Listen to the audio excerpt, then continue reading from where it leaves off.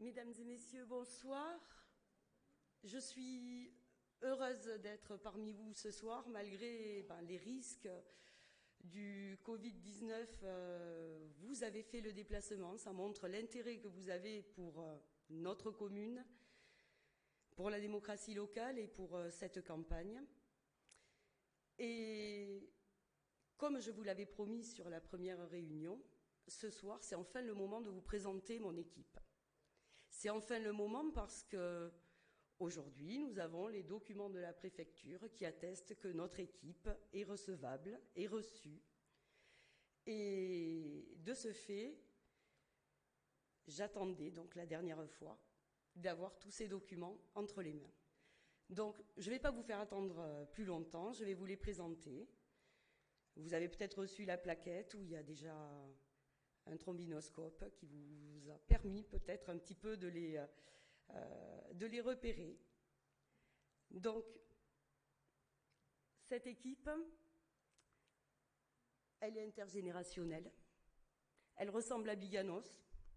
Ce sont des gens actifs qui se sont investis, qui s'investissent et qui veulent surtout s'investir encore sur leur ville. Donc, sur cette équipe, vous avez une parité, hommes-femmes, comme l'imposait la loi. Et sur cette équipe, nous avons aussi des compétences très variées. Vous allez voir que finalement, on a un petit peu toutes les franges de la population au travers de cette équipe. Et cette équipe, en fait, elle se rassemble autour d'un projet fort, un projet commun, une ambition commune, de proposer un autre avenir pour notre ville. Alors, je commence tout d'abord par ordre alphabétique, par Jean-Louis Aguirre-Bengoa, qui est agent retraité donc, de la DGA. Jean-Louis est à mes côtés déjà depuis de nombreuses années et poursuit ce travail avec moi et je suis heureuse de l'avoir à mes côtés encore sur cette campagne. Merci Jean-Louis. Valérie Alario, chargée de gestion dans l'insertion. Elle travaille au département de la Gironde. Boyenne depuis de nombreuses années, elle a aussi œuvré dans des structures ici à Biganos et aujourd'hui, elle a envie de porter avec nous ce projet. Je te remercie Valérie. Christine Alexiu, assistante de direction. Christine, c'est une récente Boyenne, toute récente, et notre projet l'a séduit. Dès la première plaquette qu'elle a reçue, elle a dit « mais c'est là que je veux m'investir. Cette ville, je l'ai choisie pour m'y installer et je veux œuvrer pour cette ville et je t'en remercie, Christine. » Christine Bossé. Donc Christine, elle est retraitée de la fonction publique. Elle est bénévole aussi dans des médiathèques dans les villes environnantes. Et Christine, ce qui l'a séduit, c'est l'aspect environnemental qui était retracé au travers de notre programme. Et c'est dans ce sens-là qu'elle veut véritablement s'investir. Et je te remercie, Christine. Samuel Cazot. Samuel Cazot, il est étudiant à l'Institut national des sciences appliquées, en génie civil et en urbanisme. Alors, je vous le dis de suite, oui, c'est mon fils. Oui, c'est mon fils. Et il était hors de question que je me passe de ses compétences et de ses connaissances. C'est quelqu'un qui s'investit lourdement partout où il passe. Il est président d'une association, déjà. Et sa connaissance au niveau de l'urbanisme, en particulier et du génie civil, sera un atout majeur pour notre équipe. Je te remercie, Samuel. Patrick Kouloudou.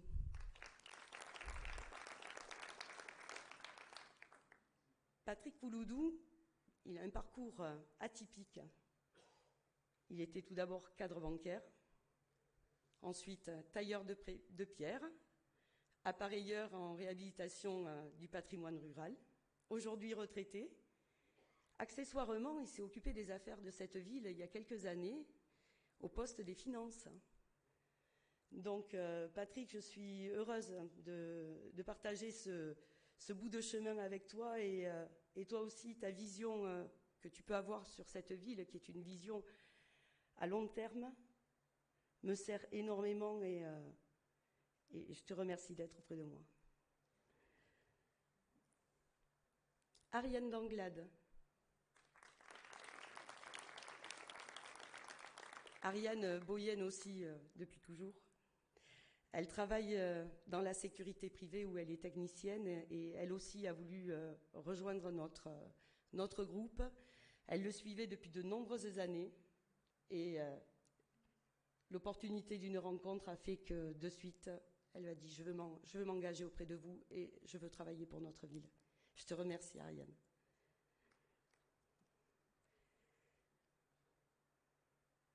Monique Doche.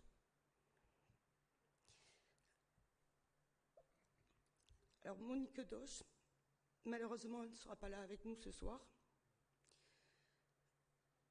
Les circonstances donc de la vie ont fait qu'elle a perdu son conjoint cette semaine. Nous avions d'ailleurs les obsèques ce matin. Et toute l'équipe et moi-même, nous avons une pensée émue pour Claude, qui vient donc de nous quitter. Et nous assurons Monique de tout notre soutien ainsi qu'à ses enfants. On en a discuté ce matin. Monique veut à tout prix s'investir pour cette ville comme elle l'a fait depuis de nombreuses années. Monique est auprès de moi depuis 2008. Et je pense que ça sera l'occasion pour elle justement d'un deuxième départ. Donc tout notre cœur est avec elle ce soir et c'est vrai que la présence de Claude nous manquera.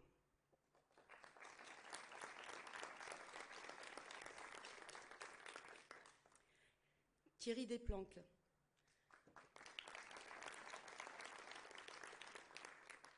Thierry Desplanques est à mes côtés aussi depuis 2012-2013. Il est avec moi conseiller municipal dans l'opposition depuis 6 ans.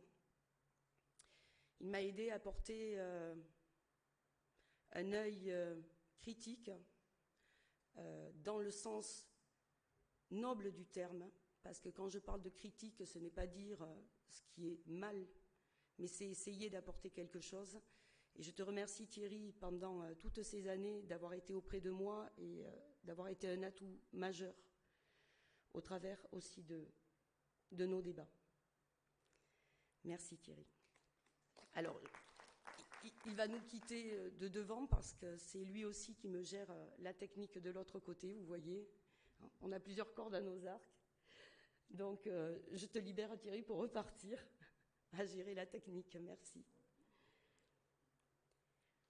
William Dubois.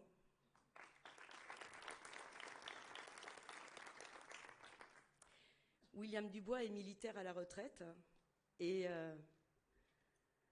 certaines valeurs nous ont rapprochés, en particulier le regard que l'on a sur la sécurité, en particulier la sécurité pour notre ville. Et je compte bien sur ses connaissances et sur ses compétences pour faire évoluer d'ailleurs ce domaine-là. Je te remercie, William, d'être parmi nous.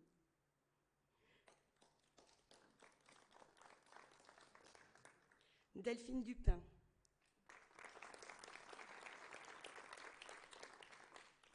Delphine, elle est restauratrice ostréicole et elle a précédemment travaillé aussi dans le milieu de la petite enfance.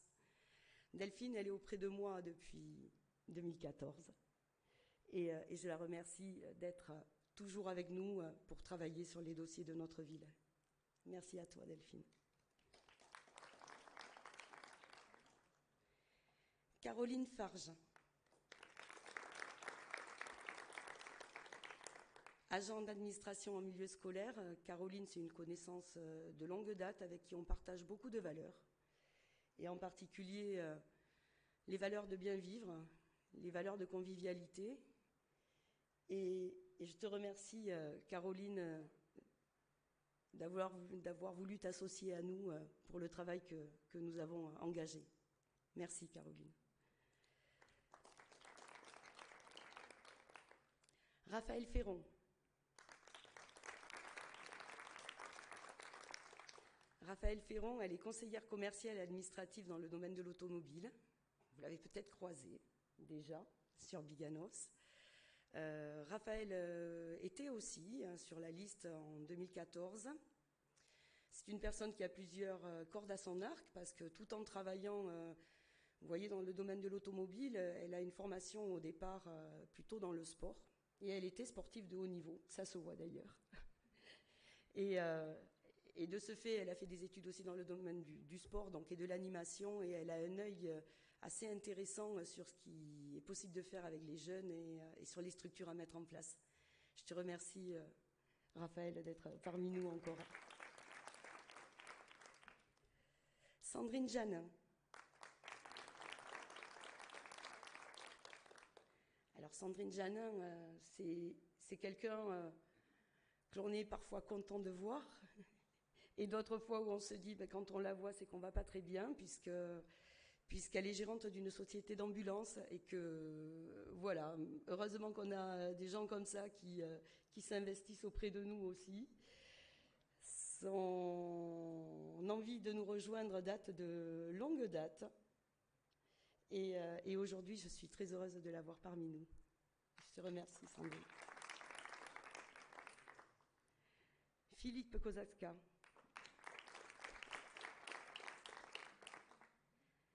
Retraité de l'armée de l'air. Alors, Philippe, ce qui nous rassemble, c'est peut-être la rigueur. La rigueur, tout à fait. On me l'a souvent reproché, je suis quelqu'un de rigoureux. Être rigoureux, ça ne veut pas dire obtus pour autant. Mais justement, quand on gère une ville, quand on gère une mairie, eh bien, il faut de la rigueur. Il faut de la rigueur. Et c'est sur ces sujets-là que nous sommes très souvent entendus. Et c'est dans ce sens-là, justement, que nous avons envie de travailler ensemble. Donc, je te remercie, Philippe, aussi d'être à mes côtés.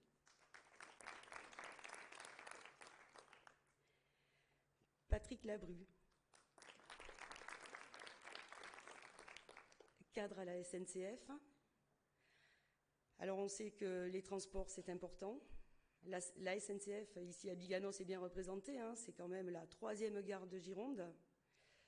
On sait aussi que même si c'est une grande gare, il y a encore quelques manquements et j'espère bien pouvoir m'appuyer sur ta connaissance du milieu pour faire avancer certains projets, en particulier pour l'accessibilité aux personnes handicapées sur notre gare. Et je te remercie d'être avec nous aujourd'hui, Patrick. Cédric Lafont.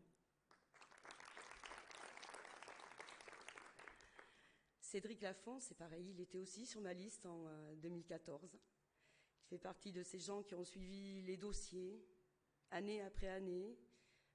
Par le biais de la Voix du Delta, ce sont ces gens qui étaient là pour vous informer et pour continuer le travail avec moi. Parce qu'il faut savoir que le travail que nous avons fait à 4 autour d'une table n'était possible que parce qu'on avait une équipe depuis 2014 avec nous. Voilà. Et Cédric en fait partie et je t'en remercie. Je te remercie d'être encore là. Michel Laporte-Forêt.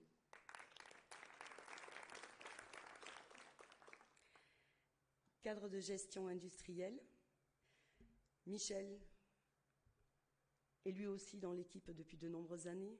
Lui aussi suit les dossiers de la ville depuis de très nombreuses années. Et le grand atout de Michel aujourd'hui, pas tout à fait aujourd'hui, mais dans 15 jours, c'est qu'il sera un jeune retraité.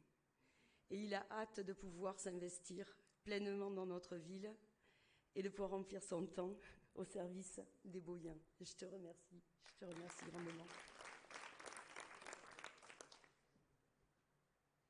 Frédéric Largilière. Donc Frédéric, il est chef des ventes dans la construction immobilière. C'est quelqu'un qui a une vision partagée sur l'urbanisme et l'urbanisation de notre cité. C'est quelqu'un qui a des connaissances et des compétences indéniables dans ce domaine et je compte bien m'appuyer sur lui, sur les dossiers urbanistiques. Je te remercie, Frédéric. Bernard Latzag. Cadre bancaire retraité, Bernard était déjà avec moi en 2014, toujours avec moi pendant ces 6 années, encore là, pour m'aider, me soutenir, m'ouvrir les yeux souvent, échanger des bons mots. Bref, Bernard, c'est quelqu'un qui a une vision aussi très intéressante de l'environnement et de l'urbanisme. Et je m'appuie régulièrement sur lui, sur ces 2 dossiers. Mais en plus, il affectionne pas mal les chiffres. En tant que cadre bancaire, il en a vu passer pas mal. Et c'était un support indéniable aussi sur la comptabilité. Je te remercie, Bernard, pour toutes ces compétences que tu m'apportes encore aujourd'hui. Vous l'aurez compris, je m'appuie beaucoup sur les gens de mon équipe. Je n'ai pas terminé de vous les présenter, mais c'est vrai que c'est une équipe que j'ai. Et cette équipe, j'aime à partager avec eux et à partager pour me nourrir de leurs connaissances et de leurs compétences. Vous l'aurez vu, c'est une ambiance véritablement de groupe. Et c'est cette ambiance-là que je veux porter à Biganos. Donc ensuite, Kamel Mimoun.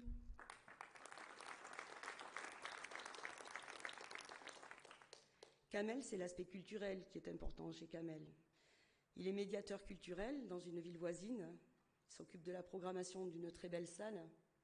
Et dans ce domaine-là aussi, nous avons besoin d'évoluer aussi sur notre secteur.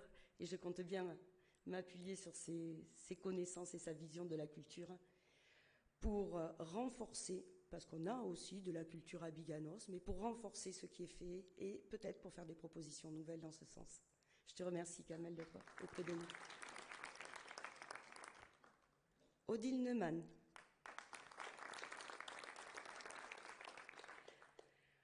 Odile est cadre de la fonction publique retraitée.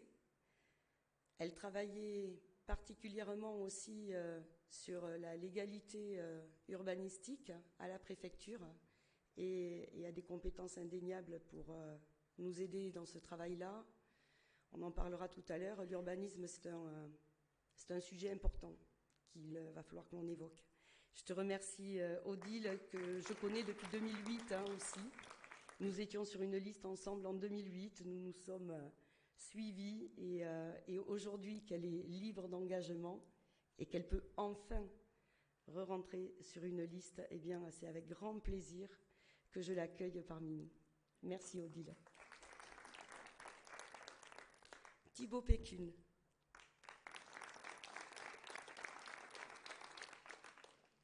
Thibaut, c'est la jeunesse de Biganos. C'est la jeunesse active. Il est gérant d'une société de restauration. C'est quelqu'un qui nous éclaire d'un œil différent, d'un œil nouveau, qui permet parfois de faire bouger les rangs. Et ma foi, je crois que c'est un partenariat. On a beaucoup à apprendre les uns des autres. Moi, j'apprends beaucoup de Thibaut. Il est très curieux d'apprendre justement le fonctionnement d'une collectivité. Et je suis très heureuse de pouvoir l'avoir dans mon équipe et de pouvoir partager en fait ces éléments. Je te remercie, Thibaut. Dominique Planteil.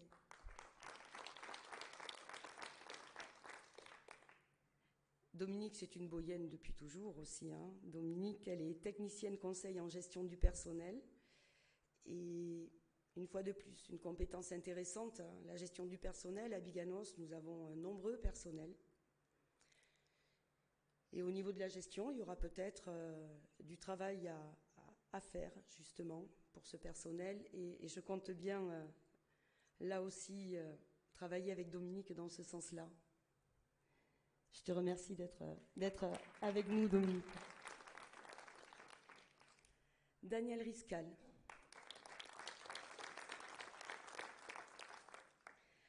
Daniel, il est retraité de la fonction publique, de la territoriale, en qualité de directeur général des services. Il a été d'ailleurs, au travers d'autres missions, mais il a été aussi le directeur général des services de la Coban.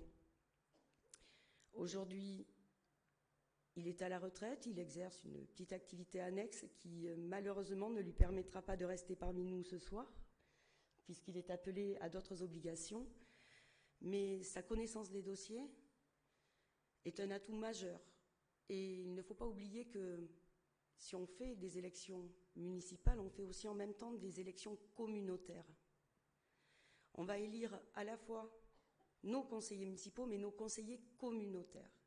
Et la communauté de communes, avec toutes les compétences, la communauté d'agglomération, puisqu'elle est devenue communauté d'agglomération depuis fin 2017, avec toutes les compétences aujourd'hui acquises par cette structure, eh bien, d'avoir une personne qui connaisse si bien la structure qu'est la Coban, c'est un atout majeur pour pouvoir obtenir véritablement des contreparties de cette structure-là. Et je te remercie grandement, Daniel, d'être auprès de moi et de m'apporter toi aussi tout ton soutien, mais aussi toutes tes connaissances et toutes tes compétences dans ce domaine. Vraiment, merci.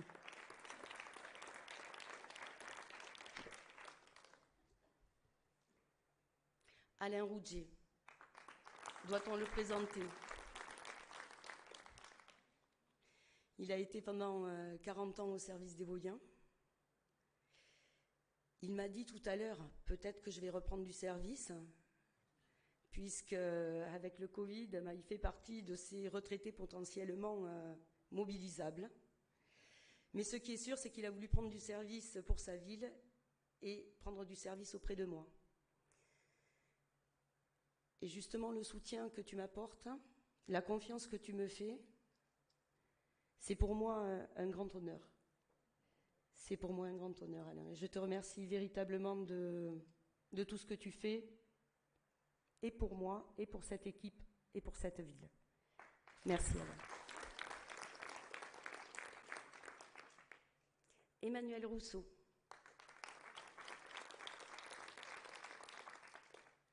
Alors, Emmanuel Rousseau, elle est commerciale dans la construction immobilière, et pourtant, son centre d'intérêt, c'est l'environnement. Comme quoi, l'urbanisme, ça peut aussi rimer avec environnement. Et sa vision qu'elle a justement d'un urbanisme apaisé m'intéresse là aussi grandement. Et j'aime beaucoup à partager sur ce sujet-là. Et je crois qu'on aura du travail dans ce sens-là. Je te remercie, Emmanuel, d'être auprès de nous. Valérie Sabois.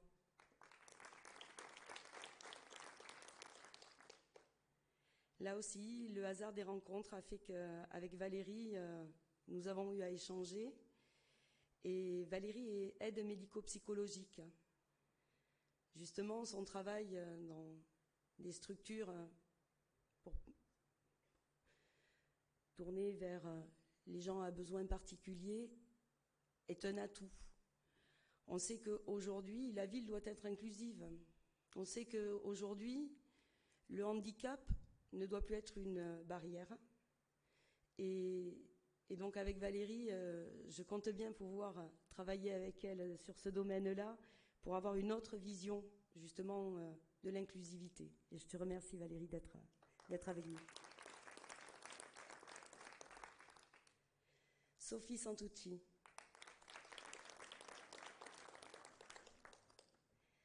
Alors Sophie, elle est commerçante à Biganos. Elle croit en cette ville, elle aime cette ville, elle est de cette ville. Et dès qu'elle a vu les premiers documents apparaître, eh bien, elle m'a de suite manifesté son intérêt pour partir vers, je dirais pas cette aventure, parce que ce n'est pas une aventure, c'est un véritable projet, mais vers ce projet de faire évoluer notre ville différemment. Et je te remercie de ton dynamisme.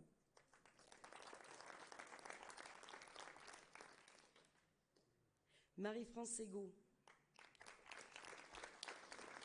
Alors Marie-France Ego, là aussi, ça fait partie de ces gens incontournables de Biganos, que l'on croise dans toutes les actions qui sont faites.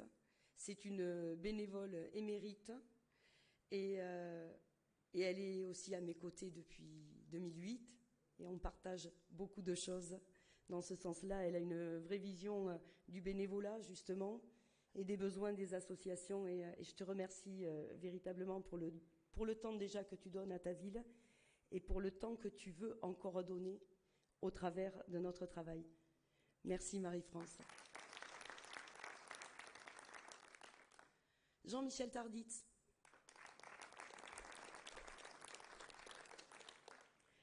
Jean-Michel, un incontournable aussi de Biganos, sapeur-pompier professionnel pendant plus de 35 ans, c'est ça, hein, si je ne m'abuse, à Biganos, à la retraite actuellement. Il m'a dit, moi je suis né à Biganos, je suis allé à l'école à Biganos. J'ai fait mon apprentissage à Biganos. J'ai été d'abord sapeur-pompier volontaire à Biganos. Et puis j'étais sapeur-pompier professionnel à Biganos. Et je suis sylviculteur à Biganos. Là, je pense qu'on a quelqu'un du cru. Alors, je suis très fière de l'avoir auprès de moi. C'est une personne qui n'a jamais compté de son temps pour donner aux autres et qui est bien partant pour en donner encore plus avec notre équipe. Sa vision, là aussi, sur la sécurité, sur l'environnement, sur les forêts, est un atout indéniable. Merci encore, Jean-Michel.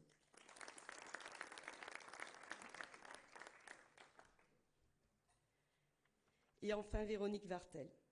Véronique Vartel, elle est ingénieure en développement informatique. Véronique est aussi à mes côtés depuis 2014.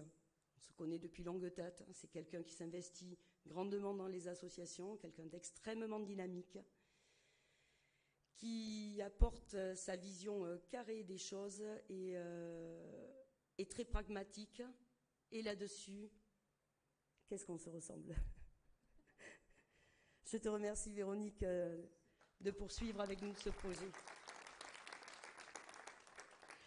Voilà la présentation de cette équipe. Vous voyez que les compétences sont diverses, variées, qu'il y a un peu de tous les âges. Mais globalement, on voit quand même qu'il y a 3 axes qui se dessinent dans cette équipe, 3 axes majeurs. On te remercie, Daniel, et bon courage. Donc 3 axes majeurs. Ces axes majeurs, c'est tout d'abord l'urbanisme de notre ville. Le deuxième axe majeur, ce sont les services de notre ville. Et le troisième axe majeur, c'est la démocratie dans cette ville. Donc je vais commencer tout d'abord pour vous dire que le projet que nous voulons porter, en effet, c'est un projet différent que celui qui se dessine depuis une dizaine d'années. Aujourd'hui, nous sommes certains que les orientations qui sont prises de sururbanisation de notre ville vont à l'encontre de la préservation de notre qualité de vie. S'ils vont à l'encontre de la préservation de notre qualité de vie, ce n'est pas que par l'aspect environnemental, mais bien par la qualité de vie dans le sens large du terme.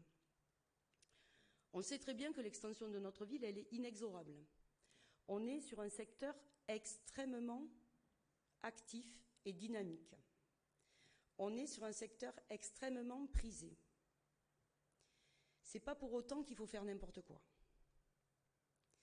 Et nous, ce que l'on propose, c'est un projet mesuré par rapport à ceci. Nous estimons que l'équipe municipale a l'obligation d'anticiper toutes les infrastructures nécessaires à l'accroissement de la population. L'objectif, c'est de pouvoir remettre à niveau tout d'abord tous nos équipements publics, de telle façon que nous puissions ensuite accepter l'accroissement de population. Nous avons des projets très forts qui sont enclenchés sur cette ville. Ces projets, ils n'ont été que très peu évoqués pendant cette campagne, et pourtant, ce sont eux qui vont faire l'avenir de notre ville. En particulier, le projet majeur de notre ville, c'est la ZAC de Facture.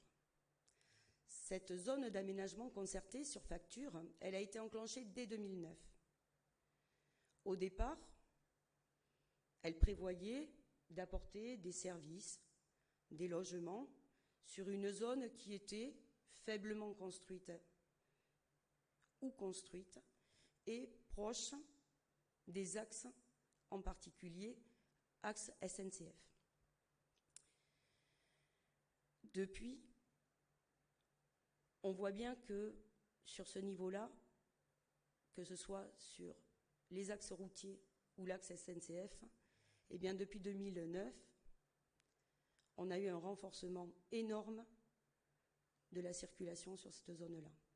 Et aujourd'hui, c'est un point névralgique de notre ville. Quand on veut y passer le matin entre 7h et 9h, quand on veut y circuler le soir entre 16h30 et 20h, eh bien on sait que c'est le point noir de notre ville. Or, la ZAC qui est prévue sur ce secteur-là est une ZAC qui, au fil du temps, s'est renforcée dans son nombre de logements. Sur un projet de 400, 500 logements, on arrive aujourd'hui à un projet de 800 logements. Le projet signé, c'est 800 logements, et ce projet, ça fait 5 ans maintenant qu'il est signé, et il ne reste plus que 5 ans pour le terminer. Moi, j'estime que faire venir la population sur 800 logements, sur ce secteur-là, en 5 ans, c'est déraisonnable. Je ne dis pas qu'il ne faut pas construire de logements à Biganos. Bien sûr qu'il y a un besoin de logements à Biganos. Mais faut-il pour autant faire une concentration de logements sur une zone déjà névralgique? Et si le nombre de logements a augmenté, le périmètre, lui, n'a pas augmenté. Donc aujourd'hui, on voit un projet, alors qu'on nous disait pas plus de 2 niveaux à Biganos, on voit un projet qui va jusqu'à 5 niveaux. Mais est-ce que c'est ça le Biganos que l'on veut? Est-ce que c'est ça le Biganos que vous voulez? Moi, c'est clair, ce n'est pas le Biganos que je veux. Il faut véritablement que l'on revienne à un apaisement sur ce secteur-là.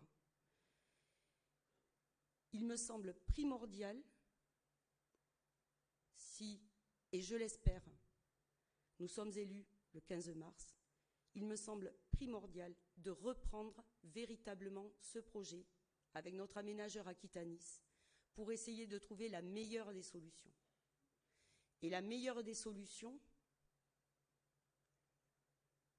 ça ne sera pas d'arrêter le projet. Pourquoi? Parce que financièrement, nous serons engagés et Aquitanis a déjà largement contribué à ce projet. Aquitanis a mis plus de 11 millions d'euros actuellement dans ce projet. Donc, je ne vous promets pas, en vous disant « je vais tout arrêter ». Je ne peux pas vous le promettre, je ne vous ferai pas de fausses promesses. Par contre, je peux vous dire que nous avons une volonté forte pour reprendre ce dossier et retravailler avec Aquitanis une issue favorable et pour eux et surtout pour nous et pour vous. L'objectif est de réussir à allonger la durée, à réduire les hauteurs et peut-être, ce serait peut-être plus raisonnable, à agrandir le périmètre. Parce qu'on dit 14 hectares et demi, c'est beaucoup, mais non, 14 hectares et demi, c'est pas beaucoup. Si vous regardez le tracé de la ZAC, c'est pas si grand que ça. Si on regarde les infrastructures routières qui sont prévues, elles ne seront pas suffisantes. On nous dit, mais les gens qui viendront n'auront pas de véhicule. C'est faux. C'est faux. On sait très bien qu'aujourd'hui, même si nous avons une gare, même si il y a un cadençage de cette gare assez importante sur Bordeaux et sur Arcachon, on sait très bien que notre vie ici implique encore et impose d'avoir des véhicules. On le sait, on le sait. Puis la preuve est que le premier bâtiment dont le permis de construire a été déposé le 16 janvier, eh bien pour 27 logements, il prévoit 30 places de parking. D'accord? Donc on sait très bien que on va accueillir des gens qui vont avoir des véhicules, bien sûr. Mais ce premier bâtiment, eh bien, il est déjà sur 3 étages. Rez-de-chaussée et 3 étages au-dessus. Voilà. Ce bâtiment, il est situé à côté de la Trémie. Et quand vous descendrez par la Trémie, eh bien, entre le niveau de la Trémie et le niveau de ces bâtiments, il y aura 22 mètres de hauteur. Voilà. Donc, notre volonté, elle est forte dans ce sens-là. Parce que nous estimons qu'on ne peut pas se lancer dans la suite d'un projet comme ceci sans prévoir les infrastructures qui vont avec. Et les infrastructures qui vont avec, c'est tout d'abord gérer le flux routier. Ça fait des années que l'on nous parle d'un contournement. Ça fait des années que l'on parle d'un deuxième contournement. Et je vais vous en parler. Vous avez le contournement, tout d'abord, le grand contournement. Celui-ci, il est réenclenché depuis 2018. Le département le porte. Le département veut le faire avancer. Et je crois que la ville de Biganos a tout intérêt à s'associer au département pour faire avancer justement ce projet. Notre volonté est forte dans ce sens-là. Nous avons aujourd'hui d'excellentes relations avec le département. Je vous projetterai une petite vidéo tout à l'heure pour asseoir ce que je viens de vous dire. Et ça, c'est un des éléments majeurs pour réussir à apaiser notre cœur de ville. Réussir, à un moment donné, à faire aboutir le contournement de notre ville. Le deuxième contournement, c'est le contournement des camions de l'usine. On sait très bien que là aussi, nous avons des centaines de camions, d'expéditions en particulier, qui traversent nos rues. Alors, les camions dans une ville, les dommages sont inéluctables. Il y a un véritable problème de sécurité, mais il y a aussi un problème au niveau de nos structures routières. On sait très bien que des camions de 44 tonnes, quand ils traversent notre ville, eh bien, ils défoncent nos voiries et éventuellement nos réseaux qu'il y a dessous. Des projets sont lancés, là aussi. Le département, la Coban, la Smurfit, la région doivent être remis autour d'une table et on doit aboutir sur ce dossier-là. On a un rond-point à Mios qui prévoit l'accès. La branche est faite. À nous de travailler dans ce sens-là. Vous allez voir que le dialogue, ce n'est pas quelque chose qui me fait peur. Au contraire, et je pense que c'est mon atout majeur, on me l'a souvent reproché. Oui, je débat beaucoup. Oui, je veux faire avancer. Oui, je n'ai pas peur, à un moment donné, de dialoguer et d'essayer de trouver des compromis. Donc, ça, c'est une force indéniable pour notre groupe. Et notre volonté, elle est entière parce que c'est la base de tout. Si on veut pouvoir continuer à progresser dans notre ville, si on veut pouvoir avoir une expansion raisonnable et raisonnée de notre ville, eh bien, il faut véritablement avoir ces infrastructures routières qui soient dans un état convenable, correct, pour pouvoir ensuite apaiser le cœur de ville. Ensuite, une fois ceci réalisé, c'est vrai qu'on pourra y voir un peu plus clair.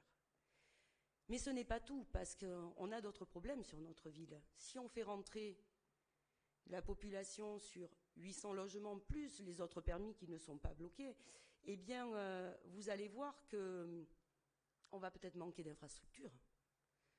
Parce que si on compte à 2,4 le nombre d'habitants par logement, 1000 logements, c'est 2400 habitants. 2400 habitants, c'est presque 20% de plus de population. C'est presque 20% de plus. De ce fait, avec 20% de plus, Nos écoles sont déjà aujourd'hui au maximum de leur capacité. Si on fait rentrer en 5 ans autant de population, on aura obligation de trouver des solutions pour les écoles. Je ne veux pas qu'on se retrouve dans la situation de nos voisins. Mios a dû construire 2 écoles sur un mandat. 2 écoles. Ces écoles, on le sait tous, une école, c'est 7-8 ans. On la remplit, et au bout de 7-8 ans, une école, elle se vide. Et on n'aura pas un renouvellement de population suffisant pour ensuite utiliser cette école. Vous comprenez maintenant peut-être pourquoi je dis qu'il faut apaiser et qu'il faut allonger. Parce que l'objectif, c'est non pas de faire des infrastructures qui à un moment donné vont se vider, mais c'est d'assurer un renouvellement de population suffisant pour que nos écoles continuent à fonctionner normalement, mais qu'on n'ait pas à faire des investissements trop lourds, comme on a dû les faire en 2006, où avait été lancé le projet de l'école du Lac Vert, et heureusement qu'il a été lancé, puisqu'aujourd'hui on voit bien où on en est. Mais il ne faudrait peut-être pas se relancer dans une école sans réfléchir à véritablement l'utilisation de cette école. Aujourd'hui, on a une école au centre-bourg qui doit être rénovée. Imaginons plutôt retravailler sur ce projet-là que retravailler en créant une école à la hâte, parce qu'on aura 2500 personnes qui vont arriver en 5 ans et qu'après cette école finalement sera vide. Donc, vous voyez que mon objectif, moi, c'est l'anticipation. C'est l'anticipation, mais avec pragmatisme. L'objectif, c'est pas de vous faire peur ce soir, mais c'est de vous tenir au courant un petit peu de ce que ça implique, de faire venir beaucoup de monde en peu de temps. Beaucoup de monde en peu de temps, c'est être capable de les accueillir dans de bonnes conditions. Et les accueillir eux, mais surtout ne pas déséquilibrer la vie des citoyens actuels. C'est ça l'objectif. Parce que quand on commence à faire rentrer trop de monde d'un seul coup, on a vu, on a des problèmes de voirie, mais on a aussi des problèmes d'infrastructure, et on a aussi des problèmes de sécurité. Mais bien sûr, des gens qui sont mal accueillis. C'est là qu'on a des soucis. Donc, mon programme, notre programme, il est surtout axé là-dessus. Il est axé sur aujourd'hui. Il faut apaiser notre ville. Il faut poursuivre son expansion, mais la poursuivre de façon mesurée, raisonnée, sans faire rêver à droite à gauche d'infrastructures magnifiques qui pourraient nous rendre tous heureux, hein, que ce soit un cinéma, une piscine, je vous ai même dit l'autre jour, pourquoi pas une patinoire? Pourquoi pas? Mais c'est pas ça l'objectif. La vie d'une ville, elle n'est pas là-dedans. La vie d'une ville, elle est dans notre quotidien à tous. Donc, ça c'est l'aspect, vous voyez, infrastructure et gestion de notre urbanisme. Bien sûr, il faudra revoir le PLU qui aujourd'hui est arrêté, parce que ce PLU, il conditionnera aussi cet urbanisme. Et aujourd'hui, il contraint fortement une sururbanisation sur le centre. Il faut que le centre peut-être monte un petit peu d'un niveau, pourquoi pas. Mais pas de 2, 3, 4 niveaux. Non, c'est pas possible. On va défigurer notre ville. On va perdre l'âme de notre ville. Qu'est-ce qui plaît à Biganos? C'est le fait que ce soit une petite ville. Hein? Ce qui plaît à Biganos, c'est le fait qu'on n'ait pas des buildings à droite à gauche. Ce qui plaît à Biganos, c'est qu'on a une ville nature. Et on a une nature préservée, et c'est très bien, et c'est parfait, et il faut continuer à la préserver, cette nature. Mais préserver la nature, c'est pas uniquement préserver la nature aux portes de notre ville, mais c'est aussi la faire re-rentrer dans notre ville. Et donc, quand je vois qu'il est prévu d'abattre le poumon de Marache pour faire 120 logements, je me pose la question. Je me pose la question. Est-ce vraiment nécessaire? Donc, tout ceci, c'est ce qui est indiqué sur le futur PLU, et c'est pour ça que ce PLU aussi, il faudra en revoir les grands axes. Mais à la fois, il faut continuer à avancer à Biganos. Et à Biganos, nous avons des choses qui sont très très bien, et en particulier, nous avons un dynamisme très fort au niveau des associations. Ces associations, il faut les aider. C'est elles la vie de notre ville. C'est par les associations que l'on crée du lien, c'est par les associations que les gens se regroupent.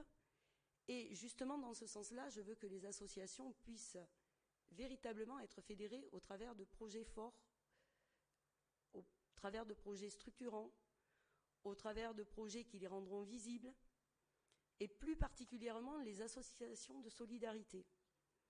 Elles sont très nombreuses à Biganos. On a un tissu associatif solidaire très important, mais si on regarde un peu, eh bien on ne les voit pas. Ils ne sont pas visibles. Ils sont disséminés dans toute la ville.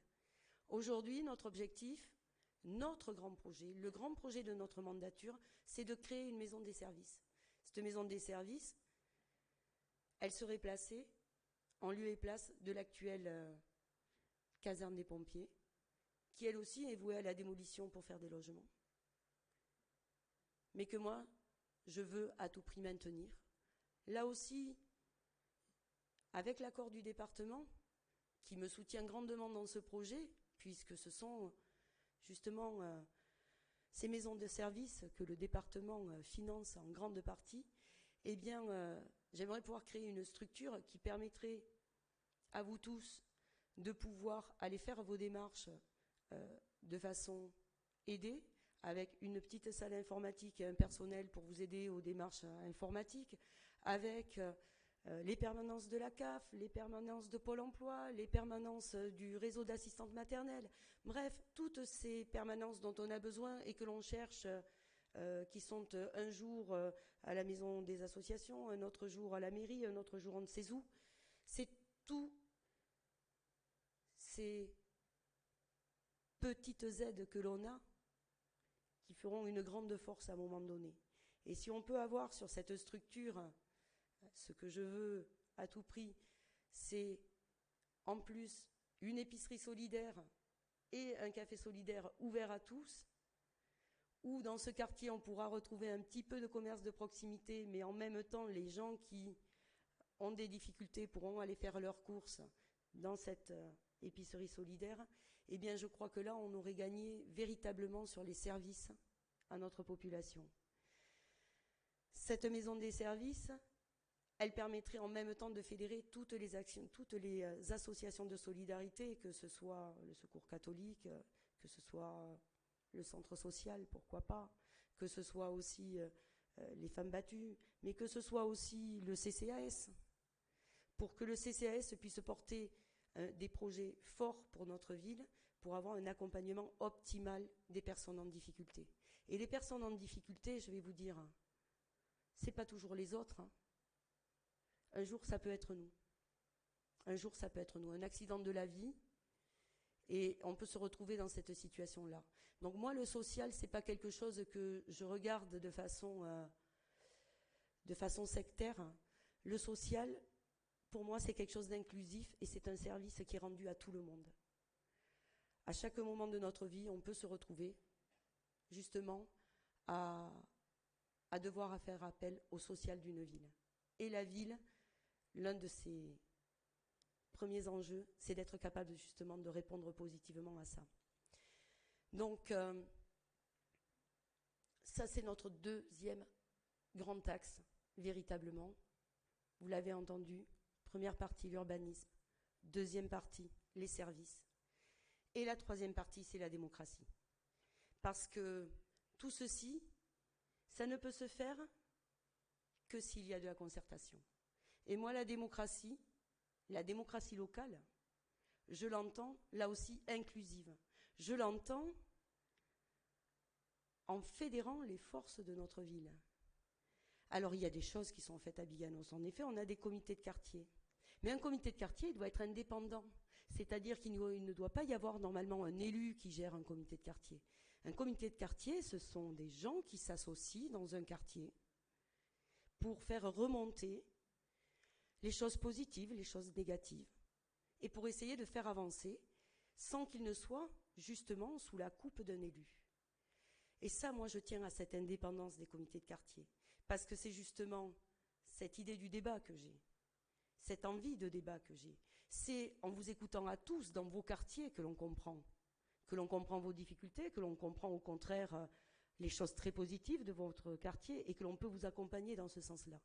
Donc, pour moi, c'est primordial de recréer des comités de quartier totalement indépendants. Ce qui est primordial aussi, c'est de recréer le Conseil des sages. Qui mieux que nos anciens pour connaître notre ville et pour nous aider à travailler sur l'urbanisme.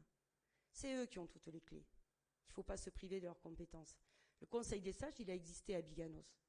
Mais à force de ne pas les écouter, eh bien, ils se sont tus. Donc aujourd'hui, ce Conseil des sages, il est primordial. Ce sont ces familles boyennes, oui, avec un patrimoine terrien, souvent, mais qui ont une vision de ce territoire qui est la vision qui nous permettra d'avancer positivement sur notre ville.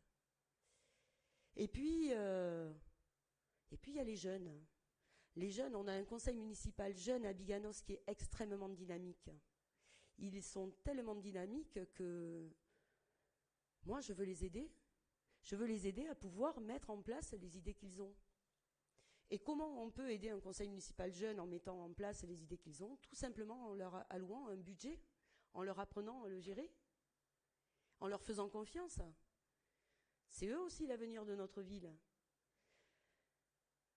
Donc, au travers de ces éléments-là, je veux non seulement que les aînés puissent nous aider, que les forces vives rentrent dans le fonctionnement de notre ville, mais que les jeunes puissent y trouver leur place et puissent trouver aussi un intérêt dans ce que nous faisons, chacun d'entre nous, à essayer de faire avancer nos structures, notre quotidien, pour améliorer la vie de chacun. Donc, pour moi, c'est un élément important. Mais, dernier élément, j'aimerais aussi que l'on puisse mettre dans cette ville des budgets participatifs. Alors, je ne sais pas si vous connaissez, certains disent « Oh, c'est anecdotique, c'est gadget ». Non, ce n'est pas gadget. Non, ce n'est pas anecdotique. À un moment donné, on a des personnes qui ont des projets pour cette ville, pour améliorer le cadre de vie, pour améliorer certaines infrastructures. Mais justement, aidons-les, prenons en considération ces idées. Avançons avec eux, mettons des moyens avec eux pour pouvoir porter des projets innovants, des projets auxquels nous n'aurions peut-être pas pensé. Parce que c'est pas parce que je me présente à la mairie que je pense avoir la science infuse et que je pense savoir ce que veulent tous les Boyens. Mais pas du tout. La force d'une ville, c'est pas son maire, c'est pas son équipe municipale. La force d'une ville, c'est ses habitants, c'est ses associations. Un maire, il doit être quoi? Un grand organisateur, un facilitateur, quelqu'un qui est là pour donner des orientations, mais surtout quelqu'un qui est là pour apprendre des autres et pour faire avancer pour sa ville. Moi, le projet que j'ai pour ma ville, c'est pas un projet pour moi, c'est un projet pour nous tous, c'est un projet que j'ai envie de partager avec vous, et c'est un projet que j'ai envie de porter pour vous. Donc, vous voyez que, au travers de ça, moi j'ai une vision de cette ville qui est totalement opposée à ce qu'on peut avoir enclenché déjà. J'ai une vision de la gestion qui est totalement opposée à celle que nous vivons actuellement. J'ai une vision qui pourrait être, j'en suis convaincue, une force indéniable pour notre ville. Une force indéniable pour ne pas perdre véritablement l'âme de notre ville. Notre ville, aujourd'hui, on le sait, elle va grandir. Il faut, à tout prix, créer du lien, créer du lien, créer du lien. Et ce lien, il ne peut exister que quand il y a une véritable connivence entre l'équipe municipale et la population. Et de ce fait, voilà pourquoi on porte un projet inclusif pour cette ville, pourquoi on porte un projet différent, que certains ne comprennent pas. tellement qu'ils ont l'impression que Anicaso n'a pas de projet, qu'Anicaso n'a pas de programme. Anicaso n'avait pas d'équipe non plus. Mais vous voyez bien qu'ils sont là. Ce sont des gens que vous connaissez. Vous voyez bien qu'Anicaso, elle est là. Elle vous a proposé un programme, oui tardivement, mais si vous l'avez lu, vous verrez qu'il y a de nombreux points qui sont abordés dans ce programme, des points précis, des engagements précis, pas de promesses en l'air, pas de choses pharaoniques. L'objectif, c'est réussir à avoir un quotidien dans notre ville pour préparer notre avenir, pour préparer un avenir. L'avenir, ça ne se prévoit pas, disait Maurice Blondel. Ça se prépare.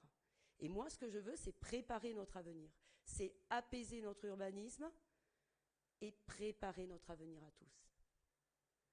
Donc voilà, je pense que j'ai fait le point sur le programme que je vous propose. Moi, j'aimerais maintenant échanger avec vous par rapport à ça. Avant ceci, j'aimerais que l'on puisse projeter le soutien de poids, de taille que nous avons, parce que si je suis quelqu'un qui ne rentre pas dans une case politique, j'ai la chance d'avoir des soutiens qui croient en mon projet en dehors de clivage politique, et j'aimerais que vous puissiez écouter cette vidéo.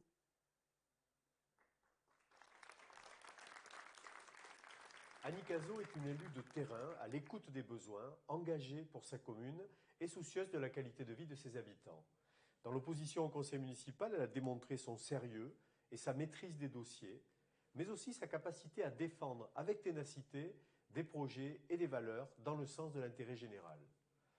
Avec la liste Biganos, Dynamisme et Partage, elle porte un projet ambitieux et réaliste.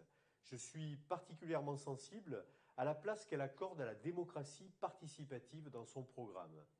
En appliquant des principes de transparence et de partage qu'attendent aujourd'hui nos concitoyennes et nos concitoyens, en impliquant directement les Boyennes et les Boyens dans les projets, en faisant confiance aux jeunes au travers d'un budget participatif et en dotant le conseil municipal des jeunes d'un budget propre pour développer ses activités. Je suis heureux qu'une liste portant les valeurs de solidarité, d'humanisme, d'écologie soit présente pour ces élections municipales à Biganos. Partageant ces valeurs, naturellement, je soutiens Anicaso et sa liste Biganos, Dynamisme et Partage pour construire l'alternance et offrir un souffle nouveau à cette ville riche de ses possibilités.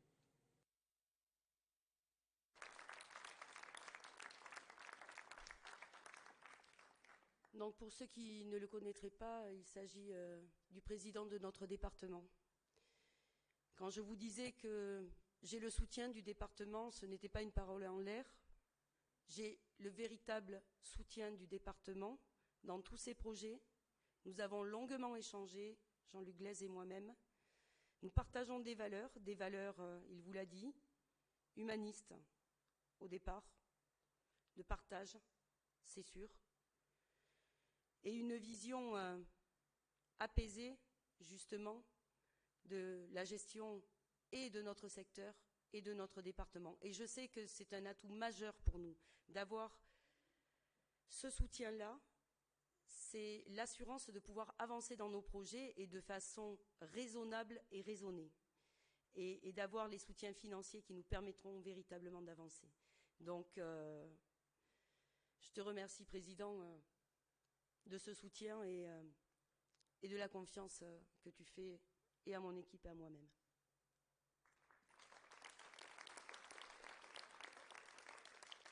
Donc, maintenant, je suis tout à vos questions. Tout à vos questions. Oui?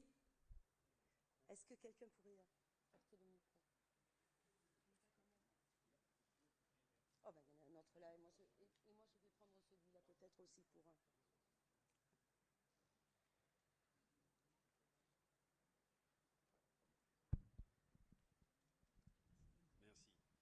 Merci pour le micro. Je suis cheminot. j'ai été chagriné un soir quand j'ai vu une multitude de voyageurs à 17h30 qui descendaient du train et qui étaient bloqués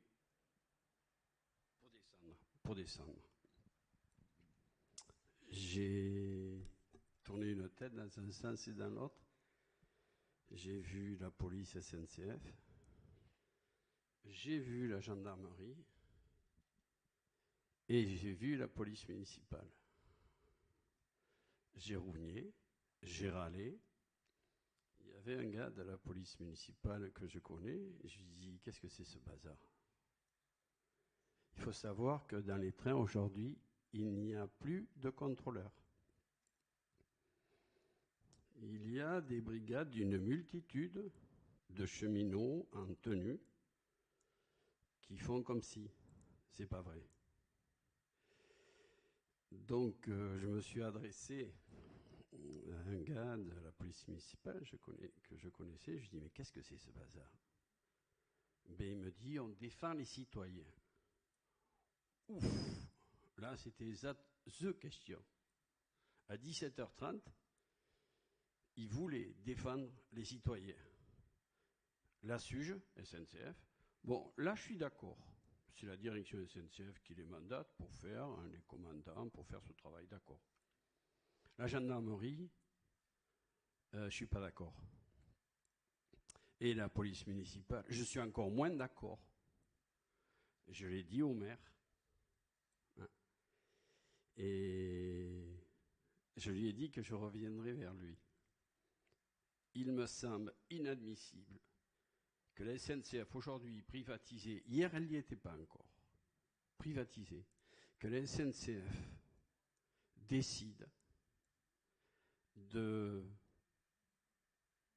faire surveiller ces trains par différentes polices. Et quand je posais la question, on me dit c'est pour les voyageurs, c'est pour les citoyens. Et je dis attendez, moi, vous allez venir à 23h quand il y aura des drôles qui vont monter, comme dans la région parisienne, ça se passe. Hein.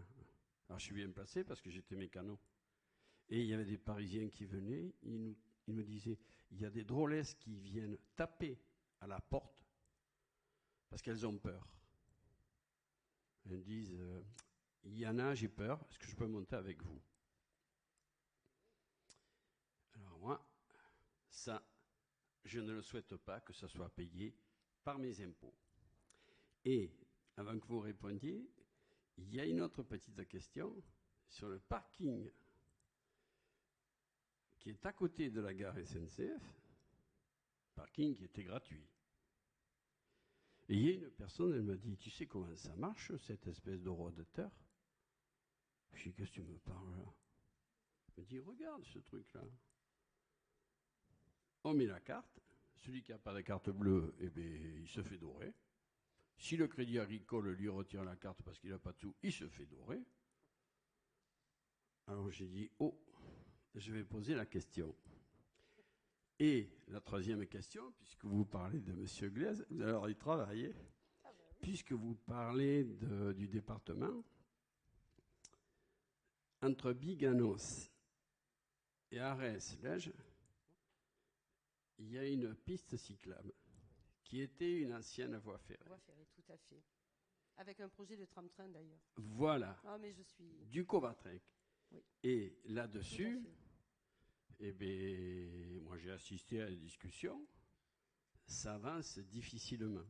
Très difficilement. Alors qu'on peut faire, vous imaginez, vous allez de Biganos à Arès-Lège, ou même plus loin, on peut aller jusqu'au Ferré ou Lacanau, puisqu'il y a des choses qui veulent se faire entre Lacanau et Bordeaux. Oui. Donc il y a des possibilités. Mais il y en a certains qui ne veulent pas. Je vous pose la question. Bah justement, je vous remercie pour vos questions. Déjà, je vais les prendre dans l'ordre. D'abord, par rapport à la police municipale et l'intervention de la police municipale, en particulier au niveau des trains. C'est une décision qui a été prise en conseil municipal, que je trouve peu à propos, puisque notre police municipale n'a en fait vocation à intervenir que sur le territoire de Biganos. J'ai même posé la question de savoir si, quand ils arrivaient à la Motte, s'ils se déshabillaient, s'ils sautaient du train ou comment ils rentraient. Vous voyez ? Je n'ai pas eu de réponse. Donc, moi je ne suis pas pour qu'ils interviennent à bord des trains. La SNCF c'est une chose, notre ville ça n'est une autre. Par contre, qu'ils puissent intervenir au niveau du parking, au niveau des abords, bien sûr. Bien sûr, puisque là c'est notre territoire et nous avons à assurer la sécurité sur ces parkings. On sait très bien justement qu'il y a des soucis de sécurité sur ce parking, hein, par rapport à certaines soirées, hein, où c'est un petit peu houleux. Donc justement, il faut qu'on dote notre service de police municipale de missions bien cadrées par rapport à ceci. Et je ne suis pas en accord avec le fait qu'ils aient à rentrer justement et dans les trains et à se substituer en fait à ce que la SNCF devrait faire. Voilà, ça c'est ma première vision. Justement, si je n'ai pas une vision sécuritaire des choses, la sécurité est importante. Elle est importante pour moi. D'avoir, comme on a actuellement, un nouveau système de caméra, c'est un début. Mais ce nouveau système de caméra, il permet d'enregistrer. Mais si à 17h, il n'y a plus personne à la police municipale pour pouvoir voir ce qui se passe, et que vous appelez la police municipale parce que vous avez un souci après 17h et que vous n'arrivez pas à avoir qui que ce soit parce que après 17h, il n'y a plus personne, eh ben c'est pas normal. Je crois qu'il faut qu'on ait véritablement un lien entre les services de sécurité de notre ville, que ce soit d'une part la police municipale, d'un autre côté la gendarmerie, mais qu'il y ait un véritable lien. Parce que la gendarmerie n'a pas accès finalement aux vidéos qui sont prises par nos caméras récemment installées, et ils ne peuvent y avoir accès qu'à posteriori. Mais souvent c'est sur le moment qu'il faut pouvoir voir ce qui se passe sur notre ville. Comme d'ailleurs ce système de vidéo, c'est bien, mais c'est loin d'être parfait. Parce que autant les caméras qui sont installées sur les parkings de la gare, très bien, parfait. Par contre, ceux qui sont installés au rond-point extérieur de la ville, mais on n'est plus au temps des châteaux forts, où on surveillait les portes de la ville uniquement. Moi, des caméras, j'aimerais qu'il y en ait devant les écoles. Hein. J'aimerais qu'il y en ait devant les bâtiments publics, dans les jardins publics, là où il y a eu des personnes qui se sont faites agresser. Et non pas uniquement pour contrôler qui rentre et qui sort de notre ville. Donc, il y a un véritable travail à faire sur la sécurité et en particulier pour renforcer notre police municipale et la renforcer non seulement dans les actions, ou plutôt cadrer véritablement les actions, mais surtout pour les renforcer en nombre. Aujourd'hui, on est bientôt une ville de 12 000 habitants, on a 4 à 5 personnes uniquement sur le terrain. On ne peut pas leur demander d'être partout à la fois. Voilà. Donc, moi, véritablement, dans ce sens-là, je sais qu'on a un travail important à faire et je compte d'ailleurs vraiment m'appuyer sur les compétences de William dans ce domaine-là pour essayer de trouver une solution de coopération entre les différentes forces de sécurité que l'on peut avoir sur notre ville. La sécurité de chacun d'entre nous, c'est primordial. C'est la base. C'est la base. Ensuite, votre deuxième question, c'était donc la Cobartec. Le parking. Le parking payant. Oh, ben vous voyez, le parking. Alors, c'est un parking aujourd'hui, oui, avec horodateur pour essayer de ce dont j'ai pu comprendre, hein, parce que je n'ai pas été associée à l'installation, vous voyez, de ces éléments-là, et je l'ai découvert comme vous. Vous voyez, je suis conseillère municipale et communautaire, mais j'ai découvert ce dossier comme vous, avec les affichages lumineux de la ville. Donc, de ce qui m'a semblé comprendre, ce serait pour régulariser les personnes qui ne se gareraient pas au bon endroit, pour la bonne durée, puisqu'on a des parkings minutes, on a des parkings à la journée, puis on a des parkings longue durée. Sur les parkings longue durée, d'ailleurs, ces parkings-là, ils sont quand même assez éloignés. Si on regarde celui qui a été installé à Carré-Roth, il faut une grosse dizaine de minutes à pied. Alors, au printemps, l'été, ça va. Mais en plein hiver, avec les éclairages publics qu'il y a, la chaussée qui est quand même pas la meilleure qui soit pour traîner des valises, puisque le longue durée, on part souvent avec une valise en longue durée, et puis le temps qu'il fait, et bien ma foi, je pense que là, il faut qu'on travaille aussi sur une possibilité de navette propre qui amène les personnes de ce parking-là vers la gare. Et peut-être qu'on régularisera un petit peu les problématiques des gens qui cherchent, même en longue durée, à se garer finalement proche de la gare. Vous voyez? Donc ça, c'est une des visions. Ma deuxième vision, sur ces navettes, je veux travailler véritablement avec la Coban qui a la compétence de la mobilité. Je veux travailler avec eux pour que l'on ait aussi des navettes qui permettent de désenclaver les Argentières. Il y a de nombreux habitants aux Argentières. Quand ils veulent aller sur les gares de Marcheprime ou sur les gares de Biganos, ils prennent leur voiture. Il n'y a aucun transport qui leur permette, en commun, qui leur permette d'aller d'un point à l'autre. Il faut véritablement qu'on ait une mobilité prévue là-dessus, que ce soit pour les actifs, mais que ce soit pour les jeunes aussi. Moi, j'ai rencontré des jeunes aux Argentières qui m'ont dit « Mais moi, je suis apprenti, mais quelle galère, madame, quelle galère, j'ai pas le permis. Et pour aller avoir un bus, mais quelle galère, je fais du stop le matin. » Mais c'est pas normal. C'est pas normal que l'on ait un quartier isolé comme ça, avec des jeunes qui veulent s'insérer dans le monde professionnel et à qui on ne met pas les moyens d'une ville de 12 000 habitants. Parce que c'est ça. C'est une ville de 12 000 habitants. Et c'est une communauté d'agglomération de plus de 50 000 habitants. Donc, allons-y, mettons ces moyens en place. C'est là-dedans que je veux travailler. Vous voyez ? C'est vraiment le sens de mon analyse. Vous savez, monsieur, ça fait 12 ans que je suis les dossiers de notre ville. 12 ans. Donc, j'ai eu le temps de réfléchir à ce qui se faisait, à ce qui pourrait se faire, à ce qui se fait de bien, parce qu'il y a des choses qui se fait de bien. D'ailleurs, on me l'a reproché. On a reproché à Annie Cazot à voter 90% des délibérations. Et pour cause, il y a des choses très bien. Et j'étais la première à applaudir des deux mains.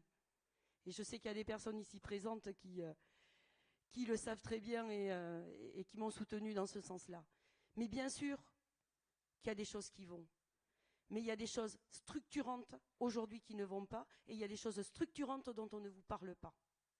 Et moi, je prends le parti de parler de ces choses-là. Ah ben oui, ça fait pas rêver. Mis à part que ce qui peut faire rêver, c'est se dire peut-être qu'à un moment donné, si on prend en considération tout ça, eh bien oui, notre avenir, il va être radieux à Biganos. Et oui, il est encore temps de faire des choses pour notre ville et de les faire bien pour que l'on puisse, petit à petit, grossir comme, malheureusement, on n'arrivera pas à l'arrêter. D'accord ? Donc, voilà, moi, c'est vraiment le sens de mon travail. Alors ensuite, bien sûr, le projet de la Cobartec, il fait partie des projets à l'étude. Et là aussi, monsieur, je peux vous dire que je déplore fortement, mais fortement, en tant qu'élu de l'opposition, de n'avoir jamais été associé à quelque commission que ce soit sur ce sujet-là. Jamais. On n'a jamais mis une personne de l'opposition sur ces dossiers-là. On nous a complètement exclus de la concertation avec le département. Heureusement que j'ai des liens. Heureusement que je peux en parler différemment. Mais en aucun moment nous n'avons été associés là-dessus. Ça, moi, j'en veux pas. Ça, moi, j'en veux pas. Si je suis maire, moi, l'opposition, c'est pas... C'est moche ce que je vais vous dire. C'est pas une race à part, parce que moi, j'ai eu l'impression d'être une race à part. Pendant 6 ans, j'ai eu la sensation d'être une race à part. Quand vous rentrez dans les services et que les services vous disent « Non, madame, on ne peut rien vous donner parce que vous êtes élu de l'opposition », et oui, et oui. Eh bien moi, j'ai une ouverture d'esprit tellement grande que dans mon programme, je l'ai marqué. Moi, je veux que dans cette ville, on ait une commission de contrôle financier et que cette commission de contrôle financier, elle soit tenue justement par un membre de la minorité. Vous voyez, pas de l'opposition, de la minorité. De la minorité. Voilà. Voilà. Moi, je pense qu'il y a du bon chez tout le monde. Et c'est en prenant les idées des uns et des autres que l'on fait avancer les choses. Et c'est pas en se bataillant comme des chiffonniers ou en essayant de mettre de côté des gens qui ont envie de s'investir pour leur ville. Vous voyez, c'est pour ça que je suis en dehors, moi, de tout clivage politique. Moi, ce qui m'intéresse, c'est les gens. C'est les gens, ce qu'ils pensent, ce qu'ils proposent, ce dont ils ont besoin. Voilà. Je vous remercie pour vos nombreuses questions.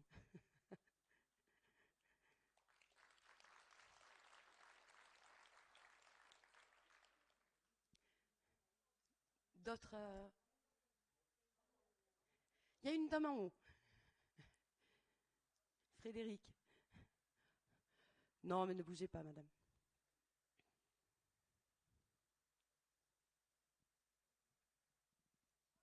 Bonsoir. On vous entend pas. Je vous prie de m'excuser. Non. Non. Je me rapproche.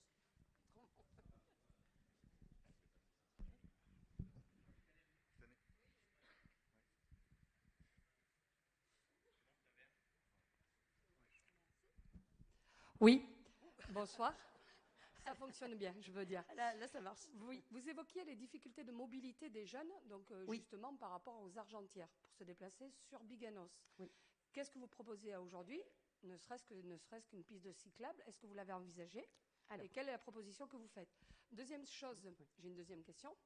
Vous évoquiez aussi par rapport aux établissements scolaires. Vous disiez qu'à aujourd'hui, vous ne voyez pas la nécessité d'un autre établissement scolaire, voilà, que ce soit école élémentaire ou collège ou lycée. À aujourd'hui, au niveau... Alors, lycée, vous ne l'avez pas évoqué. Ah non, mais on va en parler. Voilà, mais les collèges, c'est-à-dire pareil. qu'à aujourd'hui, au niveau des collèges de Biganos, ils sont quand même surchargés. Donc, un seul collège n'est pas suffisant aujourd'hui. Au niveau des lycées, on a un lycée aujourd'hui à Biganos, il faut savoir, ils sont à plus de 35 dans les classes, pareil, qui est surchargé. Qu'est-ce que vous proposez? Alors, eh bien, je vais aller vers la facilité, madame. Je vais aller vers la facilité. Je vais attaquer tout d'abord votre deuxième partie de question. Pourquoi la facilité? Parce que vous ne le savez peut-être pas, mais je suis enseignante. Voilà. Je suis responsable de centre de formation. Donc, voilà. Je suis enseignante et de ce fait, eh bien, j'ai la connaissance surtout du fait que notre commune, comme toute commune de France, n'a la compétence que dans les écoles maternelles et primaires. D'accord? Donc ça, c'est la première partie, c'est pour ça que je parlais des écoles. Et quand je dis qu'il n'est peut-être pas nécessaire de créer une nouvelle école, j'ai surtout dit derrière qu'il serait important de retravailler sur l'école du bourg, qui aujourd'hui est véritablement en mauvais état, et au travers du projet de l'école du bourg, agrandir la capacité d'accueil. Vous comprenez? Plutôt que déporter une troisième école comme ça a pu être évoqué, par exemple, en face du cimetière. Voilà, c'était dans ce sens-là ma pensée. Pour ce qui est du collège, le collège de Biganos, je le connais bien, j'y ai fait mes armes. J'y ai fait mes armes à l'époque où il y avait 800 élèves. 800 élèves, c'était en 95. Ensuite, on a eu la chance d'avoir l'ouverture sur le secteur du Tech et ensuite de Marche Prime, qui ont permis un petit peu de désengorger. Ces dossiers-là sont portés par le département. C'est au département de réaliser les infrastructures nécessaires à l'accueil. On sait que sur Biganos, un certain maire, il y a quelques années, qui s'appelait Lucien Mounex, avait eu une vision pour cette ville et avait réservé un foncier important. Ce foncier important, qui était prévu d'ailleurs pour l'installation d'un lycée, eh bien ce foncier, il faut savoir qu'il fait partie des 5 hectares que la ville s'est délestés dans l'opération d'Aquitanis de la ZAC dont je vous ai parlé tout à l'heure, madame. Ça veut dire que les terrains que nous avions, qui étaient prédestinés par cette vision de M. Mounex, aujourd'hui, on ne les a plus. Voilà.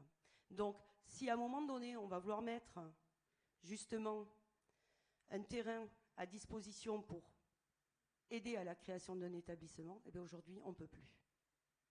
Le problème, il est là. Il est là. Et donc, autant les collèges, c'est le département, autant les lycées, c'est la région. Et là, on sait que, malheureusement, on a un énorme problème.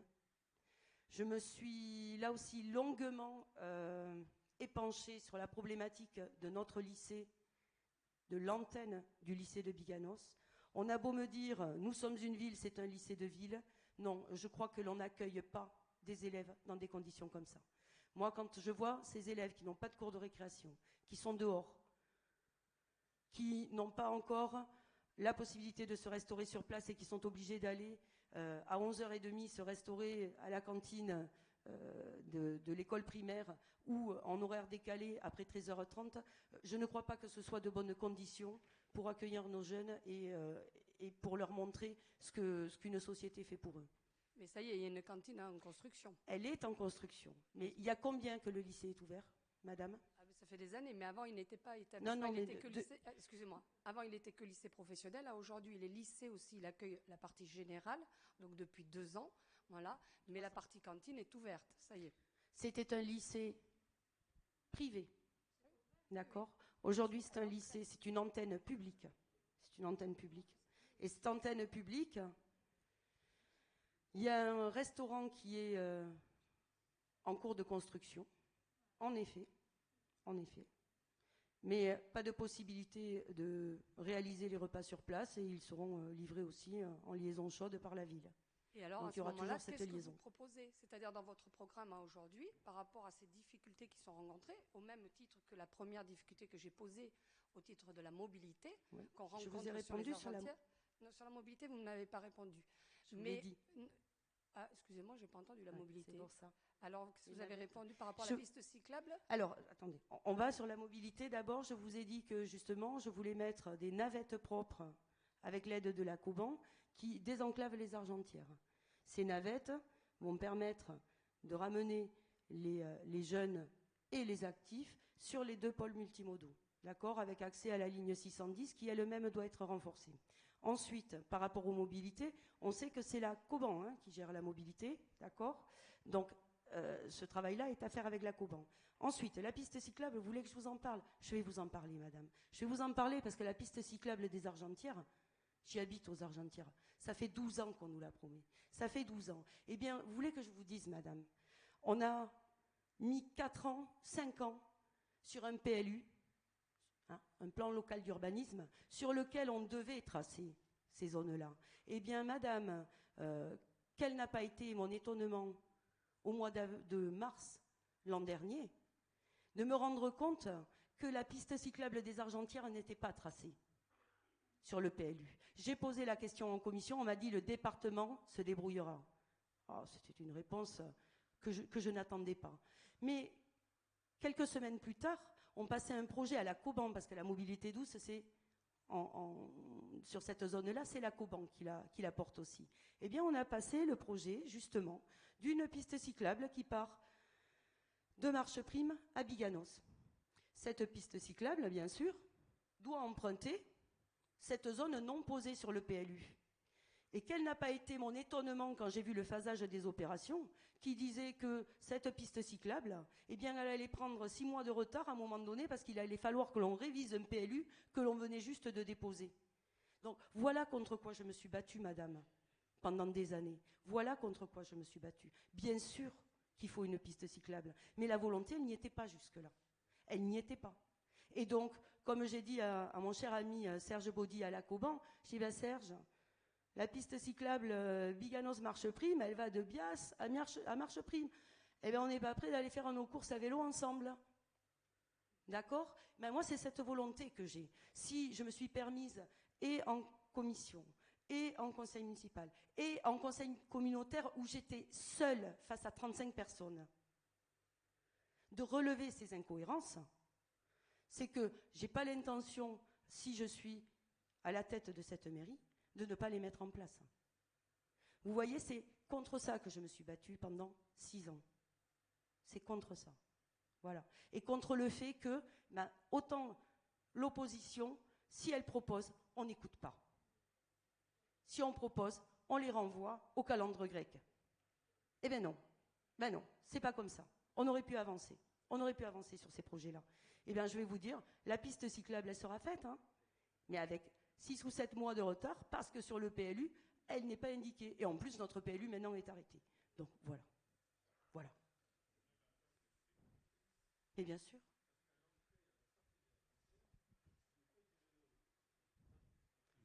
Si vous faites du vélo et que vous allez à l'entrée et à la sortie des Argentières, je vous fiche mon billet que si vous prenez la portion réservée au vélo par rapport au goulot d'étranglement de l'entrée et de la sortie des Argentières, vous vous cassez la figure à coup sûr. Totalement.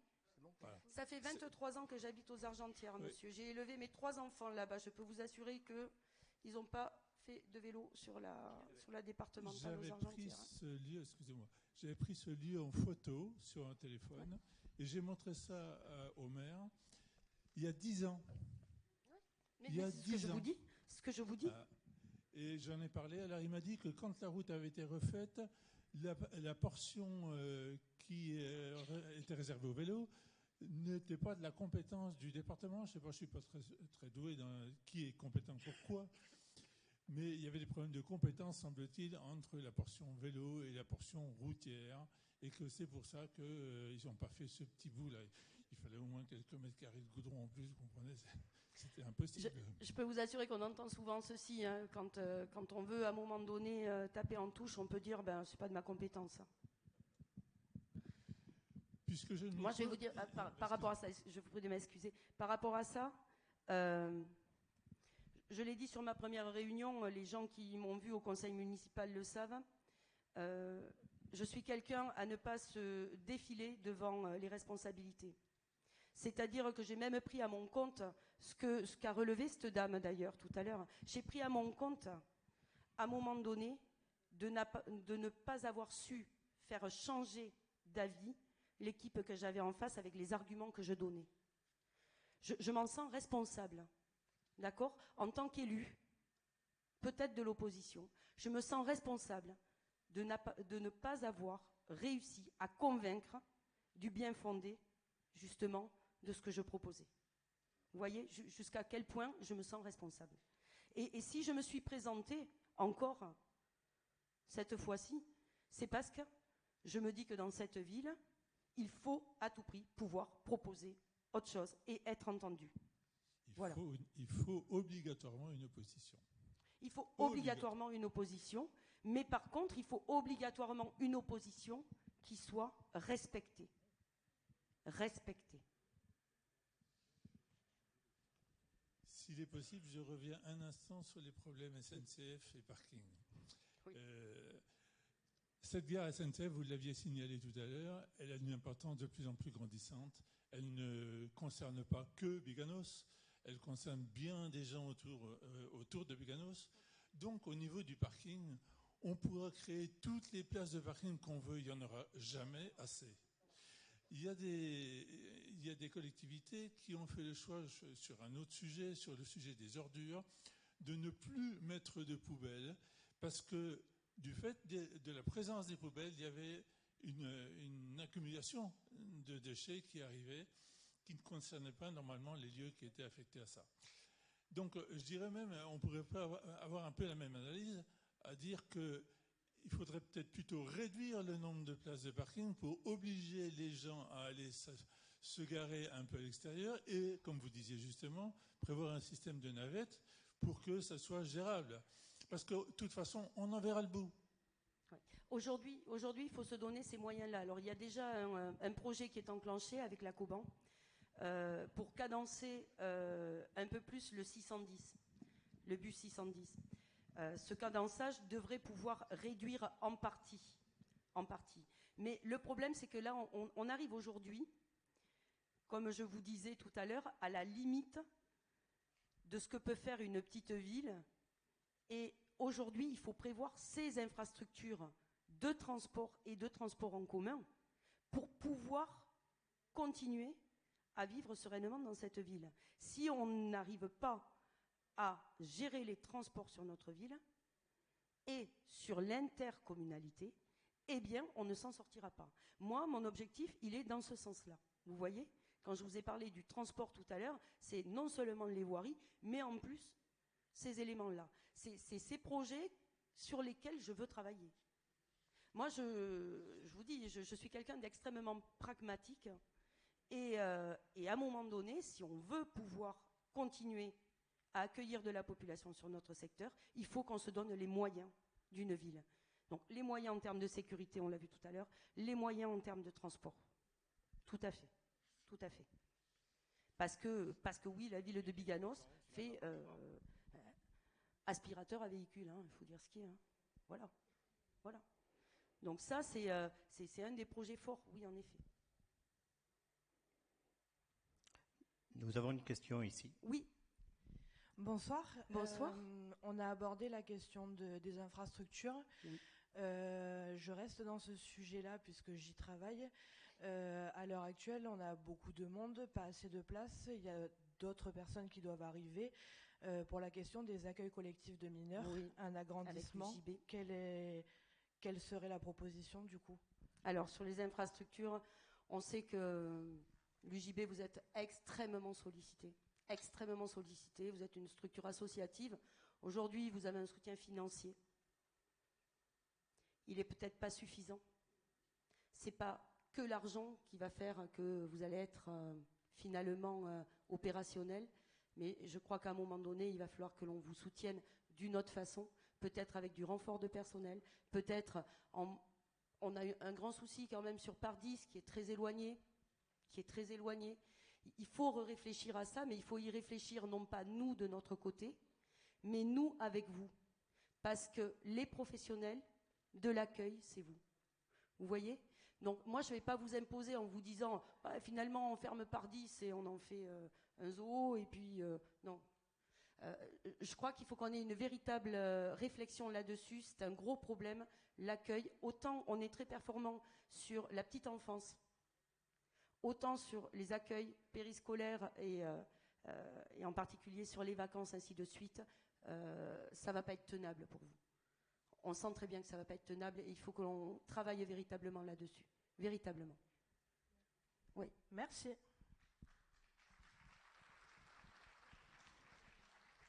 C'est là-dedans aussi, je prie de m'excuser, c'est là-dedans aussi que je voyais fédérer des forces à un moment donné aussi avec les associations sur les après-midi, les associations sportives, ainsi de suite, pour faire des projets communs avec le centre de loisirs. Voilà. Oui, d'autres questions? Bonsoir. Bonsoir. Je réside quartier Pont-Nou, rue Jean Moulin. Donc c'est, comme on le sait, c'est une voie privée. C'est une voie qui est en très très mauvais état. C'est-à-dire que là, on a des maisons maintenant qui prennent l'eau. Moi personnellement, j'ai ma voiture. Je me demande quand est-ce qu'elle va s'effondrer 6 mètres plus bas.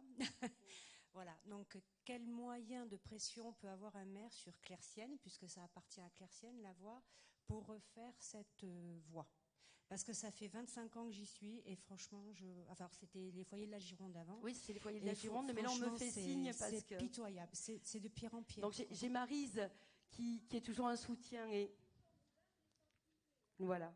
Moi, on m'a toujours dit qu'elle appartenait à Claircienne. Alors, Maryse, au bailleur, quoi. Maryse qui se permet d'intervenir est en fait une des élus qui s'occupait de l'urbanisme avec moi jusqu'à présent. Et donc qui a les éléments. Posé la question, hein. Voilà, ce n'est pas une voie privée. Alors dans ce cas-là, pourquoi la mairie ne refait pas cette rue? Parce que c'est vraiment la pire de Biganos. Enfin, bien sûr, quand on y habite, c'est la pire de Biganos. Si vous avez eu... C'est catastrophique, quoi. Il y a des ornières, c'est l'enfer.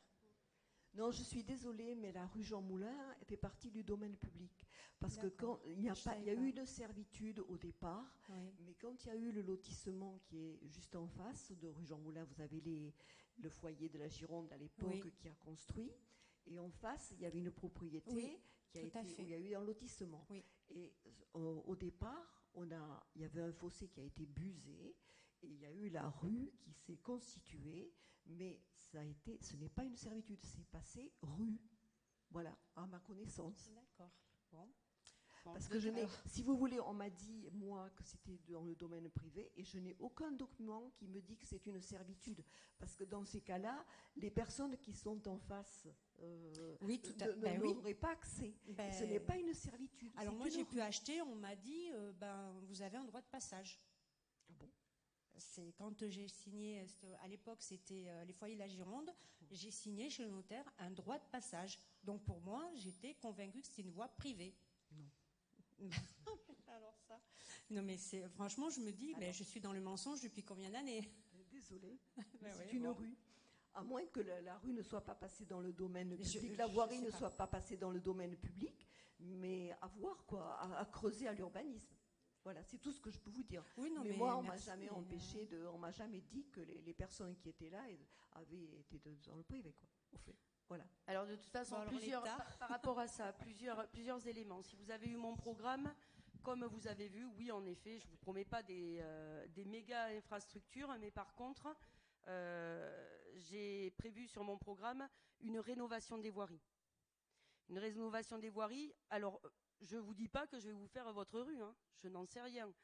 J'ai marqué dans mon programme que l'on veut faire un état des lieux de toutes les voiries de notre ville et justement de prioriser la réfection de ces rues. Le problème se posera si votre rue, en effet, appartient au domaine privé. Parce que l'acte de restitution au domaine public risque d'être compliqué si cette rue est en très mauvais état. Donc là, on risque d'avoir une problématique importante. Il va falloir de toute façon, sur cet inventaire que l'on voit avec les riverains, justement, si c'est du domaine public ou du domaine privé. Si c'est du domaine privé et en très mauvais état, malheureusement, nous n'avons pas la possibilité d'intervenir. Et là, il faut faire un travail avec les copropriétaires et les co-utilisateurs pour réussir à aménager cette voirie.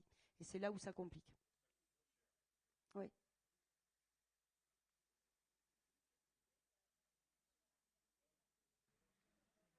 Il n'y a pas de moyen de faire pression par rapport à ces C'est très compliqué. C'est très compliqué. C'est les locataires qui peuvent faire pression, maisons, mais c'est vraiment... Et oui, et c'est une catastrophe. Bon. Non, mais j'ai appris une chose, c'est que peut-être qu'elle n'est même pas privée. Moi, alors voilà, mais il faut aller revoir quand même. On m'a toujours dit qu'elle était privée, donc là, il faut aller revoir quand même sur ce secteur. Hein. J'ai un doute, vaut mieux qu'on aille voir. Hein. Mais merci. Vaut mieux qu'on aille sur les dossiers de l'urbanisme pour être sûr de ce qu'il en est. Oui, monsieur. Mais par contre, sur les voies publiques, bonjour. Oui, j'ai vraiment prévu. J'ai fait partie de la commission de la voirie quand il y avait Maryse, entre 89 et 95. Et au bout de 10 ans, on prenait les voies des lotissements, ça rentrait dans le patrimoine communal. Oui, mais c'était pas automatique.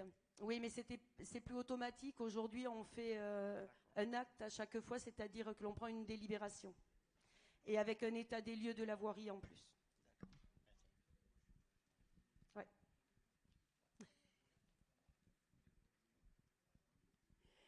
Donc voilà, là c'est pas une restitution automatique et justement on a régularisé sur ces 2 mandats, on a régularisé beaucoup de situations et vous voyez Madame Kamens qui est adjointe à l'urbanisme confirme, on passait que par vraiment par acte. Hein. Ben, je disais, moi je suis pas un gilet jaune, je suis un manteau rouge, vous voyez. Parce que sur les affiches, j'avais mon manteau rouge, donc. Mais je suis très pacifiste. Voilà. Est-ce qu'il y a d'autres questions, d'autres interrogations? Moi, j'ai pris plaisir à échanger avec vous. J'espère que je vous ai éclairé sur mes intentions, sur nos intentions à tous. Je pourrais vous dire plein d'autres choses hein, sur Biganos. J'en connais des tonnes. Oui, monsieur? Oui. Oui, votre soutien par le président Glaise oui. devrait, je l'espère, permettre de réaliser enfin le contournement qui devait logiquement se faire en 1988. Donc, 88. voilà. Donc je souhaite Chez la ardemment, Genèse. et si ce contournement se fait, là vous aurez une circulation apaisée dans le centre-ville. Totalement. Vous pourrez augmenter les cadences, donc du bus vers Arès, sachant qu'actuellement la RD3 la départementale a été transformée au cours des 30 dernières années en voie urbaine. Et lorsque vous quittez Biganos, pour aller à Arès, vous roulez à 45 à l'heure. Tout à fait. Monsieur Glaise ne se posera pas la question des 90 km/h sur cette torsion. Non, je ne pense pas. Alors je souhaite ardemment que vous relanciez ce projet et qu'il y ait vraiment une volonté, parce que Biganos, sinon, nous sommes asphyxiés, thrombosés. Thrombosés, voilà. C'est le terme, c'est une thrombose, Biganos. Alors, justement, sur cette thrombose et sur la RD3, je ne sais pas si vous avez remarqué, il y a encore un superbe dossier qui vient de sortir de terre, une superbe caserne des pompiers. Très bel outil, très très bel outil. Mis à part que quand on a un très bel outil et qu'on ne peut pas le sortir du garage, c'est gênant. Et là, c'est ce qui va se passer. Nous avons